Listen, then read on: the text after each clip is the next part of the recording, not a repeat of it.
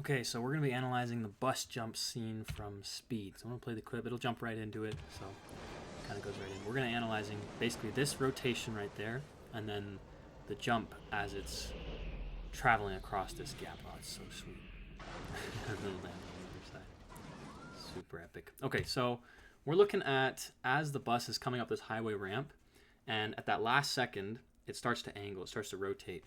And it also, completes the jump over the gap. So we're looking at what would the initial velocity need to be in order to complete the jump, and what would its angular acceleration experience during that rotation.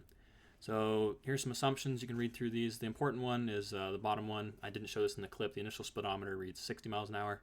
The final goes up to 68. This is important for our calculating our accelerations towards the end. And then there are all the equations we're going to use in this calculation. So first of all, I like to think about what would have happened if the bus had driven off as shown in the clip with no velocity initial in the y direction.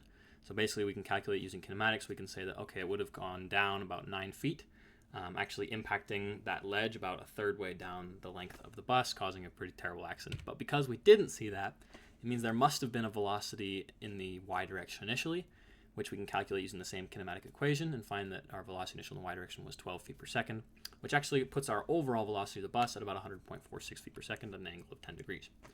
And then jumping into the angular acceleration, what would the angular acceleration of the bus experience? So using our sum of the forces in the F and Y, we can find the force friction and the force normal, which is important to then summing our moments. And then when we sum our moments about the center of gravity of the bus, we can equate that to IA, where I is the mass moment of inertia, A is our angular acceleration. And we can find that our angular acceleration was about 3.7 radians per second squared, which makes sense because it went through this entire rotation in about 18 frames, which is less than a second. So it was a pretty intense angular acceleration that bus experienced.